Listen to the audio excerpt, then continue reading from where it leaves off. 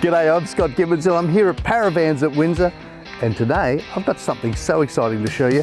Every Aussie wants a weekender. This is your chance. This is the Atlantic Weekender, and it's just packed with features. It's a compact van with the features of the big vans. So many things. So importantly, the suspension is the Dexter Torflex independent suspension. So that means it's semi-off-road. You can go to more exciting places, which is just so good. And then you've got the hail-resistant cladding. You get this great big box at the front, and inside are your gas bottles. They're all protected, and then you've also got the slide for your generator. So you've got a generator box, toolbox, it's all there for you. And you've also got an outside kitchen. An outside kitchen with 2 gas burners, a sink, so much to see, even hot and cold water. So many features.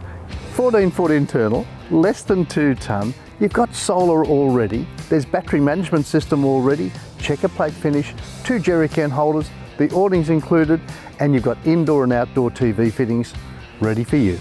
Fabulous bedroom area, amazing dining with that adjustable table, lots of storage everywhere, including under the bed, and a real ensuite.